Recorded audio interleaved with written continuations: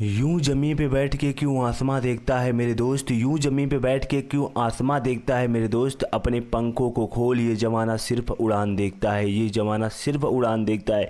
कर दिखाओ कुछ ऐसा कि दुनिया बनना चाहे आपके जैसा। हेलो दोस्तों, स्वागत है हमारे YouTube channel Ram ji mathematics में। दोस्तों, जैसा कि लगातार मेरी यहाँ पर सीआरपीएफ या पीएसआई हेड कांस्टेबल के लिए यहाँ पर प्रत्येक दिन आपको 10 क्वेश्चन लेकर के आ रहा हूँ। उन 10 क्वेश्चनों में ऐसे मैं 10 क्वेश्चन लेकर के आ रहा हूँ, बिल्कुल बेसिक से लेकर एडवांस लेवल तक, और उसमें हर टाइप के क्वेश्चन रहते हैं।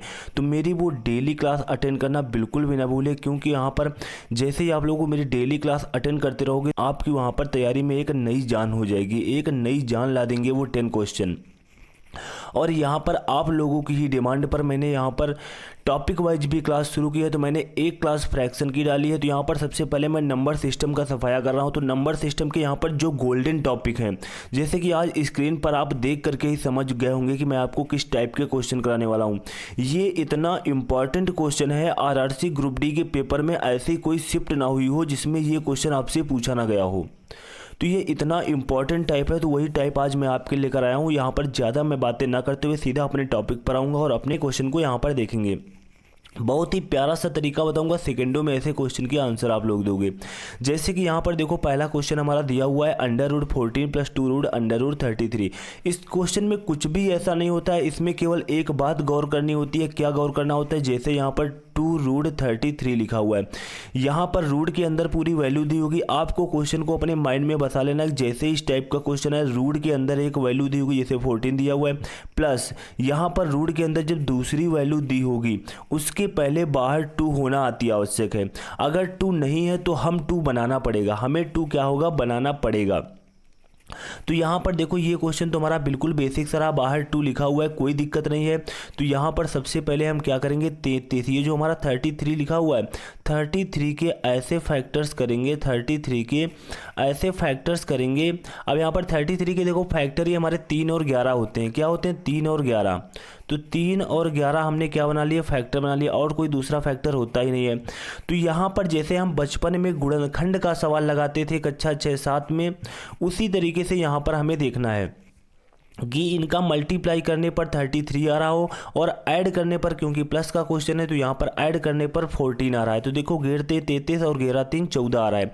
बस क्वेश्चन में कुछ भी करने की आवश्यकता नहीं है। यहाँ पर बस आपको ध्यान देना है, रूट के पहले 2 होना अति आवश्यक है।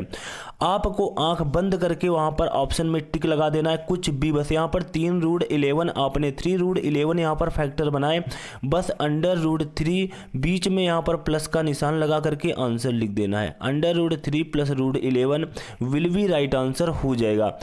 अगर आपके मन में डाउट है तो यहाँ पर देखो, इस क्वेश्चन का मैं एक बार थोड़ा सा बेसिक बता दे रहा हूँ, उसके बाद मैं कोई बेसिक नहीं बताऊंगा।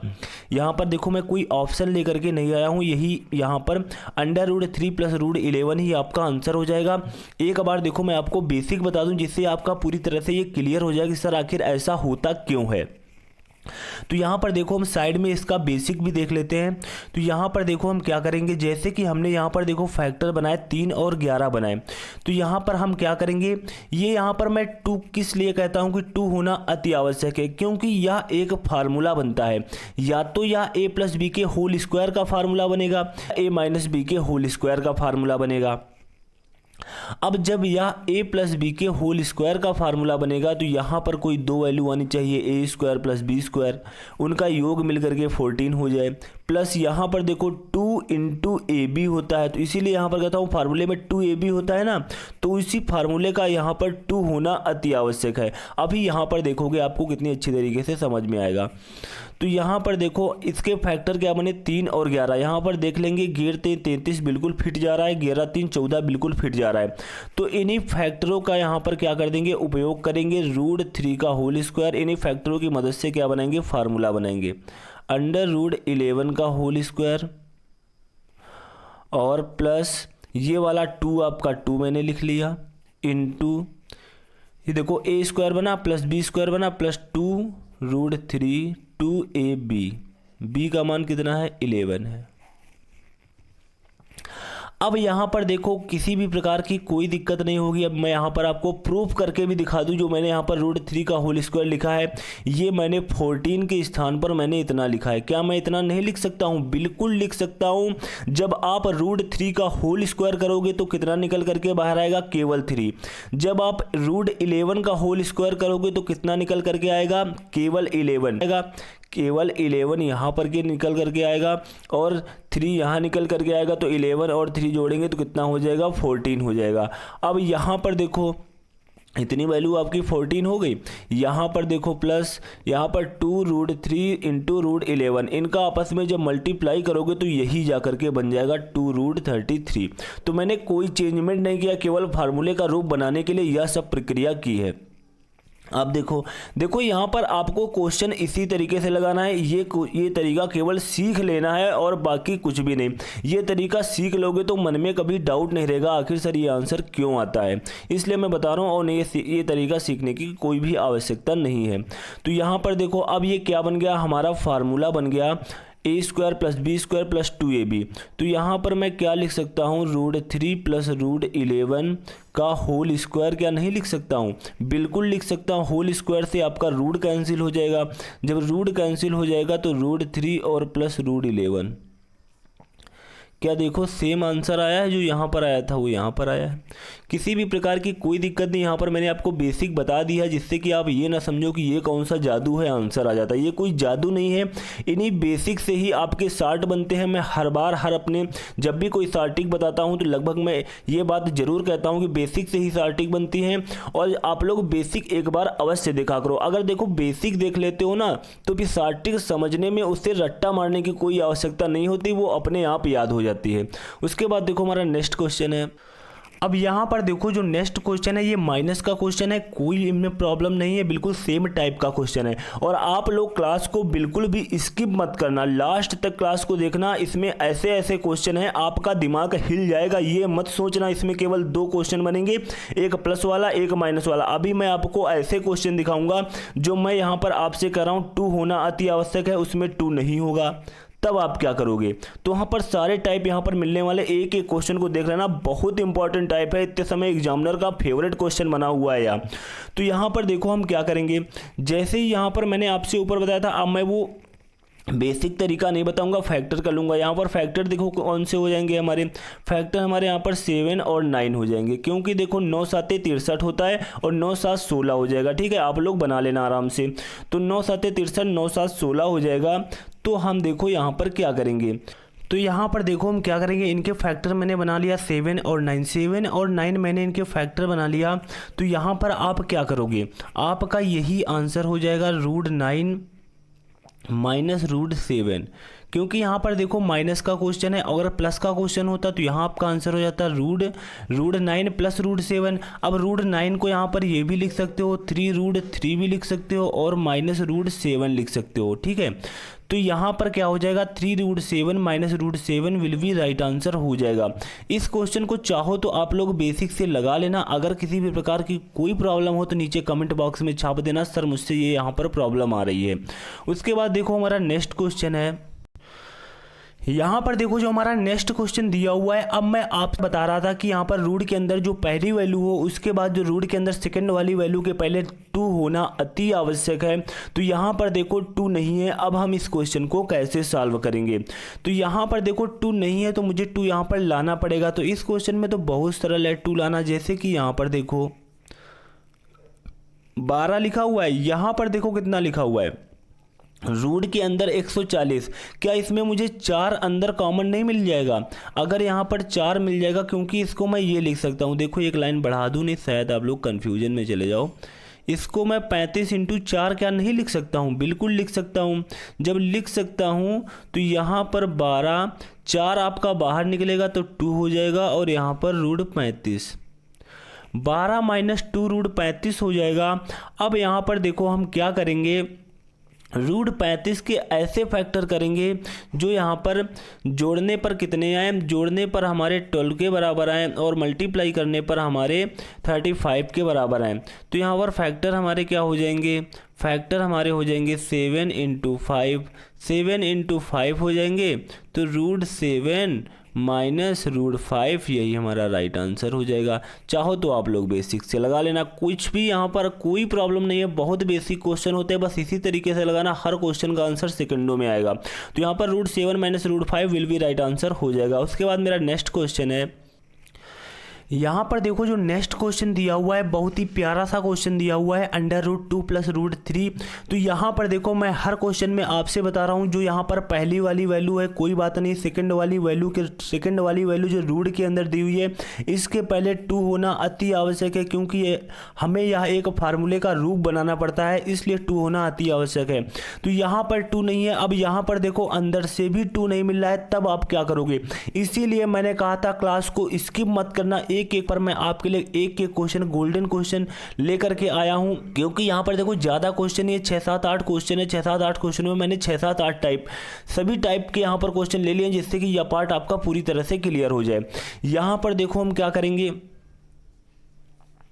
अब ये √ हमारा देखो 2 दिया हुआ है, √ क्या दिया हुआ है? 2 दिया हुआ है, और प्लस √3 दिया हुआ है। किसी भी वैल्यू के नीचे मैं यहाँ पर बटे करके 1 मान सकता हूँ, ये बात आप लोगों को पता होगी, इसमें कोई प्रॉब्लम नहीं है। जब कोई प्रॉब्लम नहीं है तो यहाँ पर मैं अंदर 2 से ऊपर और 2 से नीचे मल्टीप्लाई भी करा सकता हूँ कि नहीं करा सकता हूँ। तो यहाँ पर देखो हमारा क्या बन जाएगा, ऊपर कराएंगे तो ये 4 बन जाएगा, और यहाँ पर 2√3 बन जाएगा, और नीचे यहाँ पर कराएंगे तो हमारा क्या बन जाएगा, 2 बन जाएगा।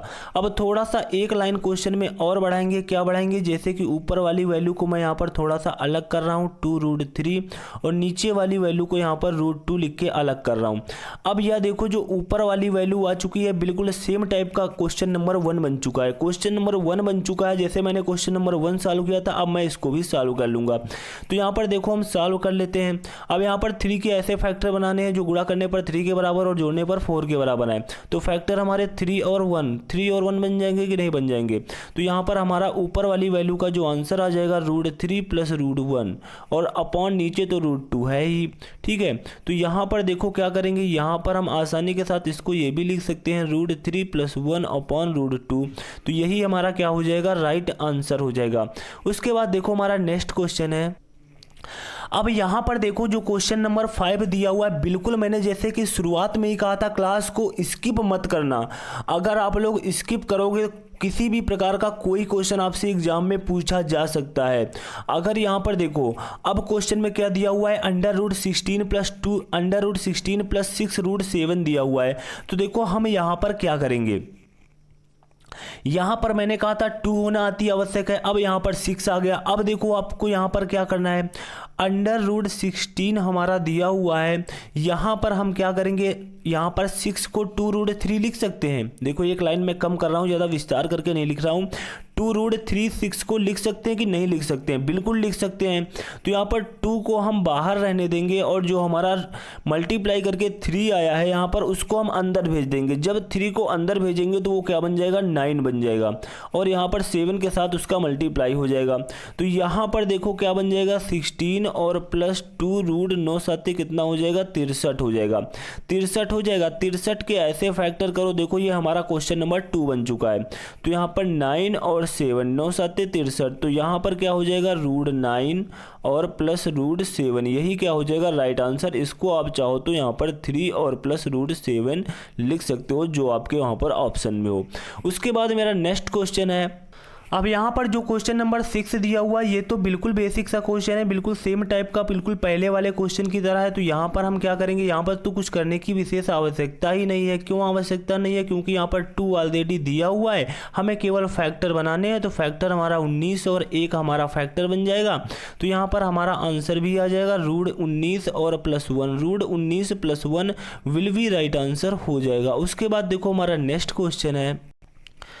यहाँ पर देखो जो हमारा क्वेश्चन दिया हुआ है, ये भी बिल्कुल बेसिक सा क्वेश्चन है, बिल्कुल पहले ही टाइप का क्वेश्चन है। जैसे कि यहाँ पर देखो अंडर रूट 45 दिया हुआ है, 2 तो यहाँ पर पहले दिया हुआ है तो कोई दिक्कत नहीं है। यहाँ पर 9 और 5 दो फैक्टर बन जाएंगे, 9 पना 45, 9 5 14 हो जाएगा। तो यहाँ पर हमारा आंसर कितना आ जाएगा, रूट 9 और प्लस रूट 5। कुछ भी नहीं है, कोई टाइम लॉस करने की आवश्यकता नहीं है। यहाँ +3 प्लस रूट 5, बिल्कुल आप लोग ऐसे क्वेश्चन में जहाँ बच्चे 1 से 2 मिनट अपना लॉस करते हैं, ऐसे क्वेश्चन में आप सिर्फ ऑप्शन देख करके टिक करके आओगे तो कितना बड़ा आपका प्रॉफिट होगा। तो आज का यह टाइप यहाँ पर आपसे समाप्त होता है। अगर आपको इसमें और भी कोई टाइप मिलता है तो नीचे इस कमेंट बॉक्स में कमेंट करिएगा, सर इसमें 1-2 क्वेश्चन छूट गए हैं तो वो भी टाइप मैं करा दूंगा। मेरे ख्याल से यहाँ पर मैंने सभी टाइप करा दिए हैं। इस टाइप का अब कोई भी क्वेश्चन आएगा तो वो आपसे बच करके जाने वाला नहीं है।